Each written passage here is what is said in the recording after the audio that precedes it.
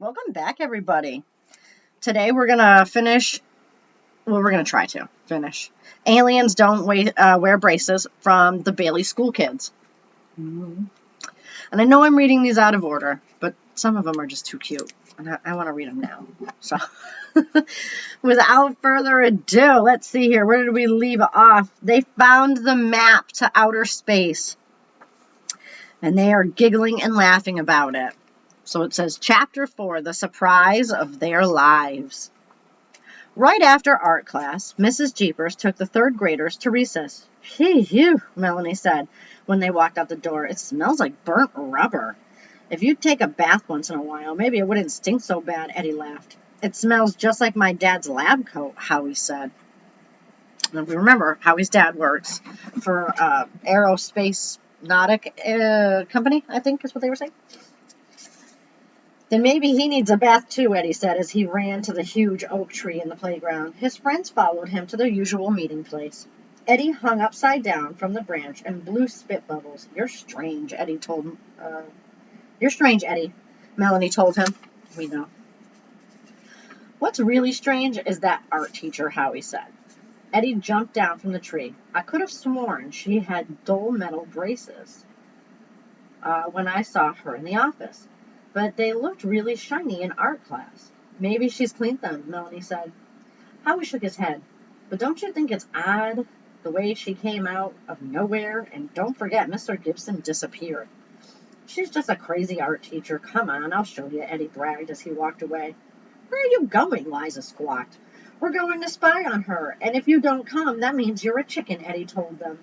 The four kids snuck around the building to the art room window. They had to stand on tiptoes to peek inside. Mrs. Zork stood in the front of the classroom television. She was watching Melanie's favorite cartoon, Puddle Blasters. I love this part, Melanie whispered. This is where Puddle Man turns the desert into a huge flower garden. Look at all those pretty pink flowers, Liza sighed. Mrs. Zorks liked them, Howie said, as Mrs. Zorks reached out and touched the flowers. When she did, her long white hair started to move. The static in the TV is making her hair stick straight up, Eddie laughed.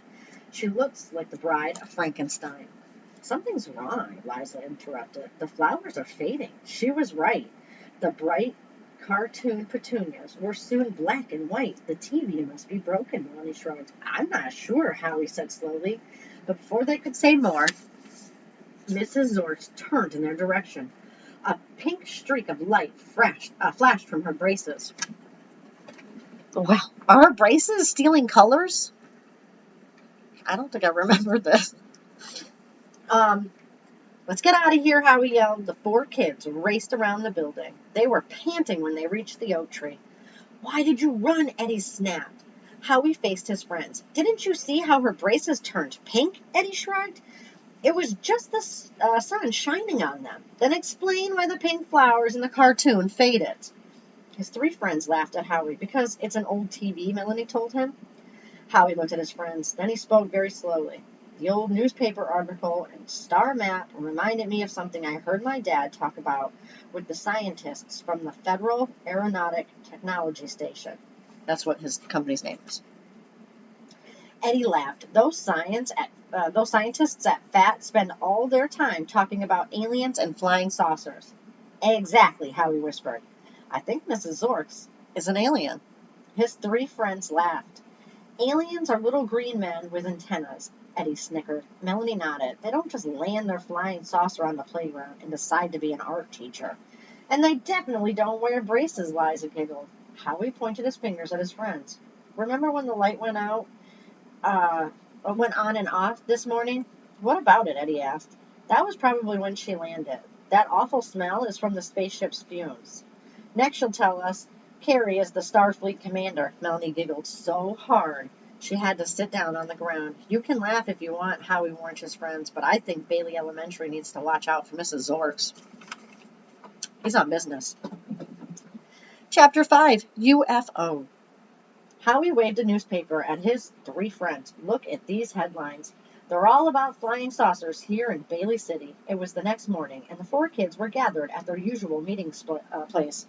Bright yellow dandelions surrounded the big oak tree. Eddie picked a yellow dandelion before grabbing the newspaper to glance at the headlines. UFOs, ugly fat omelets, he laughed. There's no such thing as flying saucers. You may not believe in unidentified flying objects, Howie said slowly, but my dad has plenty of books that tell all about them. People write books about ghosts, too, Eddie said, and there's no such thing. Well, a lot of people around here do believe in UFOs, Howie pointed out. As a matter of fact, there was a famous sighting right here in Bailey City just 10 years ago. Yeah, by some nearsighted granny who spotted Principal Davis's bald head shining in the sun, Eddie laughed. The article I saw in Mrs. Zort's briefcase was from 10 years ago, Melanie said slowly. Howie nodded. That's the case I'm talking about. The scientists at FATS documented the case. Did your dad tell you that? Lisa asked. No. I overheard my dad talking on the phone when I was visiting him last weekend, Howie told her. When I asked him about it, he wouldn't say anything else. I think it might have something to do with Mrs. Zort's. If you promise not to tell a soul, I'll tell you what I heard. Liza and Melanie nodded. What about you, Howie asked. Do you promise? Eddie shrugged. Who would I tell? The four friends huddled under the oak tree. 10 years ago, Howie began, an alien spacecraft was sighted near Bailey City. During the following week, all the flowers faded and died. You're making this up, Eddie interrupted. If that was true, Bailey City would be world famous for their museum of little green men. Howie shook his head. It's top secret. The government denies it ever happened because it would cause mass hysteria. Eddie laughed. Sounds hysterical to me. Melanie nodded. Everyone knows that flowers died because the Red River dried up. Besides, if the aliens hadn't come back from 10 years, why would they come now, she asked. That's what my dad was talking about on the phone. It was something to do with the alignment of the planets, Howie said. It's exactly the same as 10 years ago. I think the aliens have returned to Bailey City, and Mrs. Zorks is one of them. I think you have wet noodles for brains, Eddie laughed. With that, he ran into school. The other three kids shrugged as they followed him into the building, but they all froze when they saw Mrs. Zorks and Mrs. Jeepers talking in the hallway. No. Mrs. Zork's hair looked more blonde than white, and her cheeks were pink with a lovely pin. What a lovely pin, she said as she touched the brooch Mrs. Jeepers always wore. It is such a nice shade of green. I wish we had pins this color where I'm from. Mrs. Jeepers stepped away from the new art teacher. Thank you very much, she said softly. It is very special, which we know. Mrs. Zorks nodded. It highlights your beautiful red hair. Mrs. Jeepers glanced at Mrs. Zorks, but her eyes didn't flash like they usually did. The four kids followed Mrs. Jeepers into the classroom. Did you see Mrs. Zork's hair? Melanie whispered. It's a different color. She probably dyed it, Eddie snapped. Well, I think she looks better with makeup, Melanie told her friends. She looked dead yesterday. Howie nodded. Mrs. Jeepers sure could use some of that makeup. She looks exhausted. It was true. Mrs. Jeepers was pale, and even her green eyes seemed dull. Her red hair lacked its usual shine, and her brooch looked cloudy. Maybe she's sick, Eddie whispered. I bet we can get away with stirring up some trouble. Then Eddie went into action. While Carrie sharpened her pencil, he drew a big red F on her homework paper.